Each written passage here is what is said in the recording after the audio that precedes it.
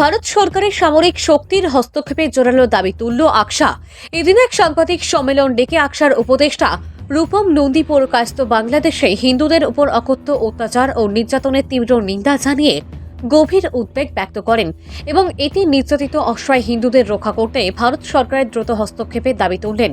পাশাপাশি আগামী ৩রা ডিসেম্বর শিলচরে বিশাল জমায়েত ও মিছিল উপস্থিত থাকতে সবাইকে আহ্বান করেন রূপম বাবু। বাংলাদেশের সংখ্যালঘুদের সুরক্ষা সুনিশ্চিত করতে রাষ্ট্রসংঘের বিহিত ব্যবস্থা নেওয়ার দাবি তোলেন আকসার অন্যতম আহ্বায়ক সাইদুর রহমান। অমানবিক ঘটনার তীব্র নিন্দা জানিয়ে বর্তমানে শোচনীয় অবস্থায় সংখ্যালঘুদের রক্ষায় কেন্দ্রীয় সরকারের কাছে হস্তক্ষেপ কামনা করেন। দিতে চাই, কোন সভ্য দেশে এ ধরনের জঘন্যতম কাজ মেনে নিতে পারে না। মোহাম্মদ ইউনূস আমেরিকা তথা বাইডেনের অঙ্গুলি হেলনে এসব কাজ করে যাচ্ছেন।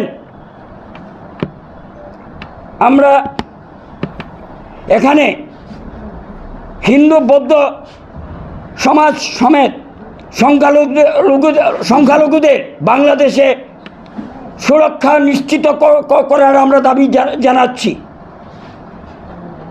এবং আমরা চাই বাংলাদেশে যাতে আইনের শাসন প্রতিষ্ঠিত হয়, প্রত্যেক ধর্মাবলম্বীর মানুষ যাতে তার ধর্মের আচার করতে পারে,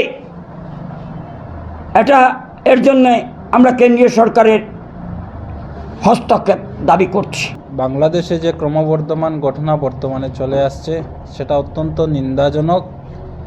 কারণ যে কোনো জায়গায় যে কোনো গণতান্ত্রিক দেশের সবার সমান অধিকার রয়েছে বেঁচে থাকার জন্য, এবং সেই ক্ষেত্রে আমরা জানি সুশাসন এবং একটা গৌরবান্বিত সরকার তখনই হয় যখন সেই দেশের মানুষ, সংখ্যালঘু মানুষ যেখানে সুরক্ষিত থাকে, সেই দেশটাই উন্নত দেশের পথে এগোতে পারে।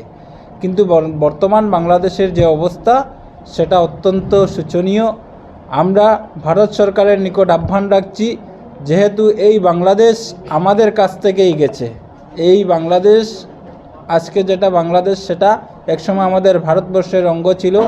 আজকে যেহেতু বাংলাদেশ ভারত থেকে বিচ্ছিন্ন হয়েছে, সেই হিসাবে অভিভাবক হিসাবে ভারতবর্ষের সেটার উপর কর্তৃত্ব রয়েছে যে ওনাদেরকে বার্তা দেওয়ার জন্য যে দেশেই হোক, বিশেষ করে সংখ্যালঘুরা যদি নিরাপদে না থাকেন তাহলে সেই দেশ কখনো উন্নতির পথে এগোতে পারে না এবং সেই দেশের সার্বভৌমত্ব নিয়ে প্রশ্ন ওঠে।